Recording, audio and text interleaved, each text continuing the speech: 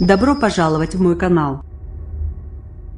Winnie Madikizela Mandela, l'ancienne épouse de Nelson Mandela, surnommée la « mère de la nation », est décédée ce lundi à l'âge de 81 ans, à Johannesburg. Winnie Mandela est partie. À 81 ans, cette infatigable combattante anti-apartheid est décédée, ce lundi vers 14 h.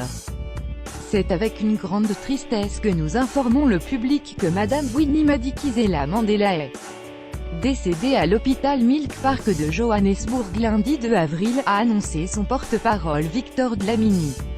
L'ancienne épouse de Nelson Mandela, avec lequel elle a été mariée de 1956 à 1996, le couple s'était séparé en 1990, avait été hospitalisé fin janvier pour une infection rénale.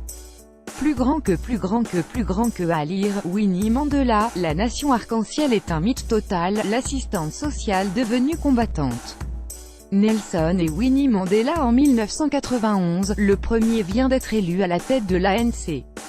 Copyright John Parkin, APSIPA de son vrai nom Nomzamo Winifred Zaniwe Madikizela. Winnie Madikizela Mandela est née le 26 septembre 1936 dans la province du Cap-Oriental.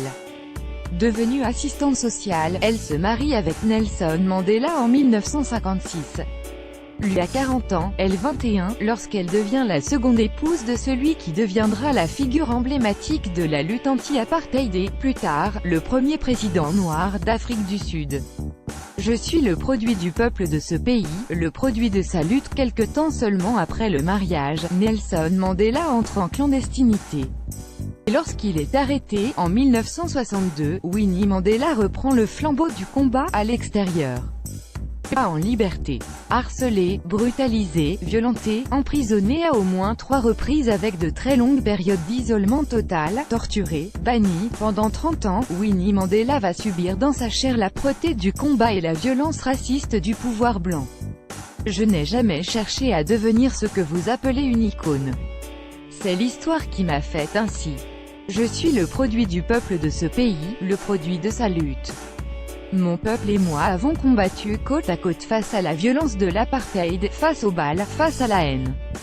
J'honore chaque jour nos martyrs et je suis extrêmement reconnaissante envers les masses africaines d'Afrique du Sud. Ce sont elles qui ont fait Winnie Mandela, et non l'inverse, expliquait-elle à Jeune Afrique, lors de l'un des derniers entretiens qu'elle a accordé à un média francophone, en septembre 2017. Ligne dure et controverse au fil des années, elle devient l'une des figures de proue de l'ANC, où elle défendra une ligne dure tout au long de son parcours politique. Elle se fait chantre de la lutte anticorruption, maillon faible de l'ANC.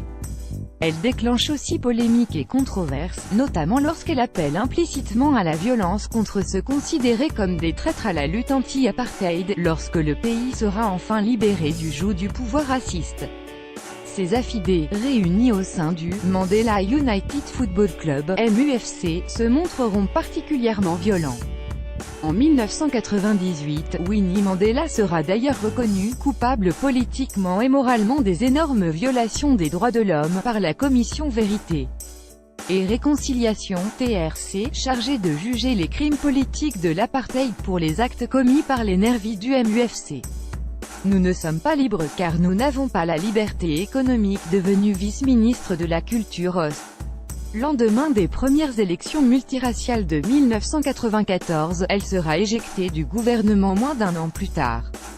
Écartée de la direction de l'ANC au début des années 2000, elle revient en force en 2007 pour y intégrer le comité exécutif. Devenue critique farouche de son ancien mari, qui ne lui a rien légué après sa mort en 2013, elle lui reprochait l'accord passé avec les Blancs pour mettre fin à la ségrégation. Pour elle, la nation arc-en-ciel était un mythe. Il s'agit depuis le début d'un mythe total auquel les dirigeants de l'époque ont voulu nous faire croire. C'était un vœu pieux qui n'a jamais correspondu à la moindre réalité. La réconciliation n'a été qu'une façade, nous ne sommes pas libres car nous n'avons pas la liberté économique, assénait-elle dans l'entretien accordé à JA en septembre dernier. À lire aussi.